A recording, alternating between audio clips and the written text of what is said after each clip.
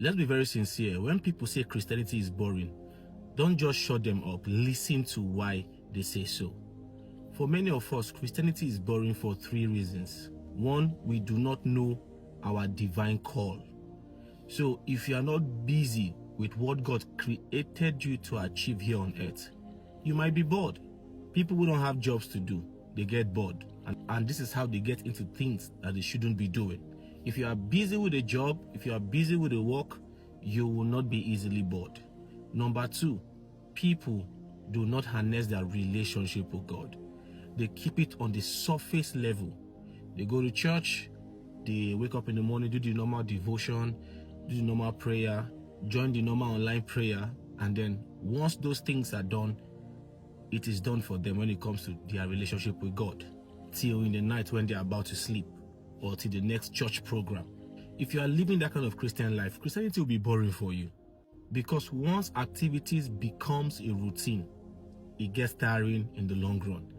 Number 3, which is very important, is we do not even know what is sin and what isn't sin. This is very important, and many of us fall into this category. There are many Christians who are living under the dilemma of not knowing what is right and what is wrong under scriptures.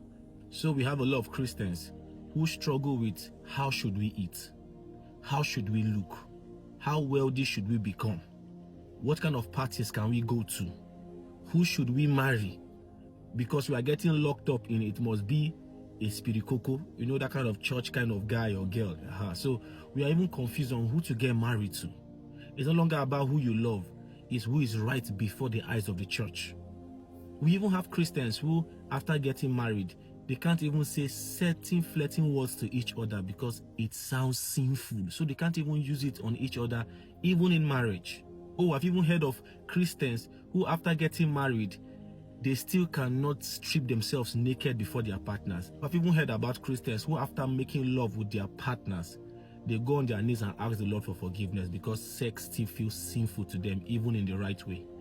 We worry about the kind of songs we should listen to, the kind of movies we should watch.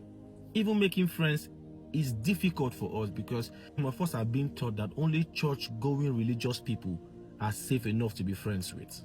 We don't even know which fun is acceptable by God. And many more like this. A lot of us are in this dilemma, battling with what is right or what is wrong with God.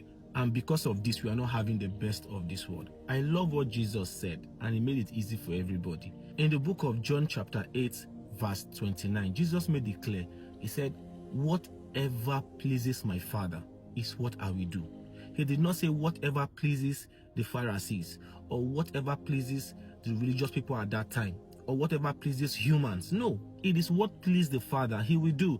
So if it pleases the Father that you look good and God has no problem with it, do not allow human doctrines make you struggle with your fashion. If God does not have any issue with you eating certain food or eating as much as you want, don't allow human doctrines make you struggle with that. In fact, when it comes to internal peace, your internal peace is even still subject to the kind of things you listen to. That is why you need to listen to the right things. You need to study the Bible yourself to know what exactly is permissible or not permissible by God, so that you will not, whatever you listen to builds a wall around your heart. And that is why today we have people who attend certain churches that struggle with certain lifestyles. Not that those lifestyles are sin, but because they have listened to certain kind of preachings for too long, it now forms a type of peace in them that is not really scriptural. So we must ask ourselves, this thing I want to do, is it right before the Father? Does it please him? And if your answer is yes, and your yes must be in the scripture, not what a pastor tells you, it must be in the scripture, please, so that you will have true peace. If not, you can have a false peace and it will not really be the peace that God has provided for us. Do you really think Jesus did not catch fun on earth? Jesus suffered what he suffered because of the assignment, but it did not stop him from also enjoying being a human. That is why Jesus had friends like Lazarus, Mary, and Martha. These people were not just people he preached to, they were friends to him. They engaged in a social relationship. That is why Jesus cried when he came to the tomb of Lazarus, because they were close friends. A saint is not one that avoids the pleasure of this world. A saint is one that avoids immorality even while enjoying the best of this world. If God has given you the grace to have access to certain things that appeals to this flesh, that is not sin. Don't say no to it because somebody told you that it is sinful or it can make you sin. Enjoy your family, go out with friends, look good, spray that perf. Some of us are even tired of coming across Christians who think even using perf and deodorant means that you are becoming carnal, and they stink all around. Enjoy the simple things of life. Enjoy them. Some of us are so busy chasing God that we don't even have time for our families. How are you making the best of the life that God has given you? I heard someone say if you research successful people or big pastors, they don't have too many friends. Who told you that? The difference between them and you is that they don't showcase their relationship like you do. Those guys, you cannot sustain relevance, wealth, and significance without having a healthy, broad band of friendship. You can't. These people, they know where they meet and they don't show it off to you. So they have friends, they relax.